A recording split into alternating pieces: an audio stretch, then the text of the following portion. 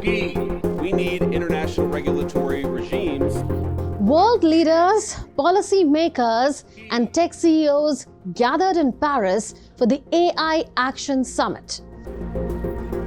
The global event was co-chaired by French President Emmanuel Macron and Indian Prime Minister Narendra Modi.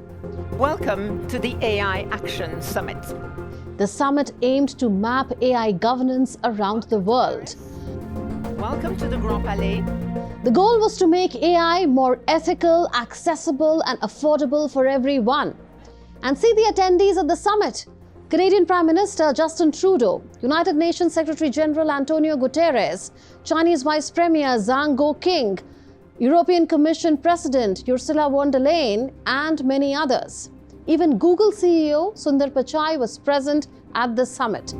60 countries, including India, France, China, Japan, Australia, and Canada, signed the Paris AI Summit's declaration titled Statement on Inclusive and Sustainable Artificial Intelligence. The countries agreed it is a priority that AI is open, inclusive, transparent, ethical, safe, secure, and trustworthy under international frameworks. But two countries, the United States and the UK, refused to sign the declaration.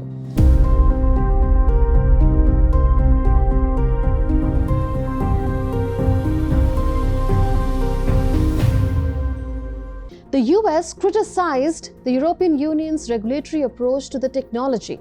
Listen to what US Vice President JD Vance said. Many of our most productive tech companies are forced to deal with the EU's Digital Services Act and the massive regulations it created about taking down content and policing so-called misinformation. And of course, we want to ensure the internet is a safe place. But it is one thing to prevent a predator from preying on a child on the internet, and it is something quite different to prevent a grown man or woman from accessing an opinion that the government thinks is misinformation. It was Vance's maiden foreign visit after taking office as the US Vice President.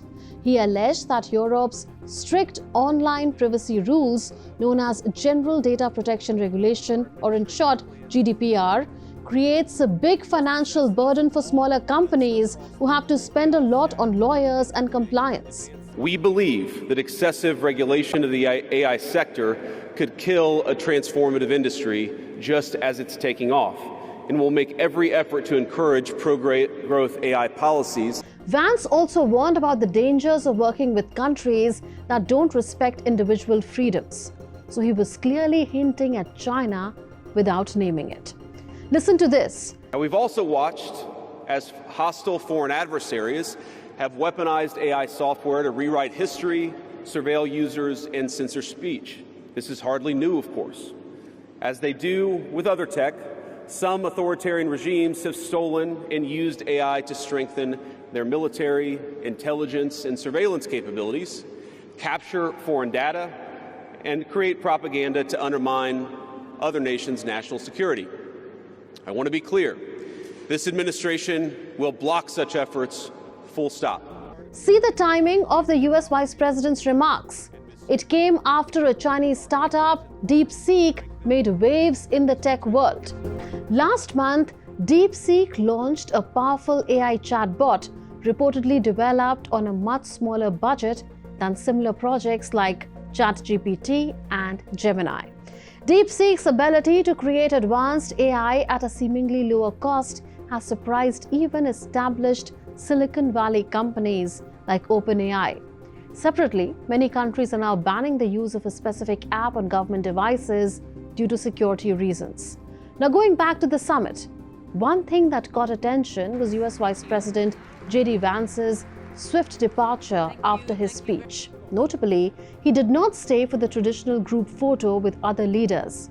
As you can see in this visual, Vance is absent from the lineup. While the US expressed its hard stance, the UK, which no longer is an EU member, did not clearly explain why it did not sign the declaration. But a spokesperson for Prime Minister Keir Starmer said the UK thought the declaration was too vague on important issues like global governance of AI and national security. Meanwhile, India's Prime Minister Narendra Modi said that global governance that builds trust and upholds mutual values is necessary for AI. Let's listen to him. There is a need for collective global efforts to establish governance and standards that uphold our shared values, address risks, and build trust. Prime Minister Modi also spoke about another critical issue related to AI, that is whether AI will take away jobs. Friend, loss of jobs is AI's most feared disruption. But history has shown that work does not disappear due to technology. Its nature changes and new types of jobs are created. We need to invest in skilling and reskilling our people for an AI-driven future. India will host the next Global AI Summit. While world leaders gathered in Paris to discuss AI, a surprising move came from the US. Guess what? Tesla CEO Elon Musk, who is now also part of the US President Donald Trump's administration, made an attempt to purchase OpenAI. Reports say Musk, joined by a group of investors, made a $97.4 billion offer to acquire OpenAI. But its CEO, Sam Altman, swiftly rejected the offer, simply saying, "No thank you." Sam Altman also attended the AI Action Summit in Paris. When a journalist asked him about Elon Musk's offer, see what Altman said. Can you react to Elon Musk's offer? I have nothing new to say. Well, I mean, it's ridiculous. Yeah, how so? The company is not for sale.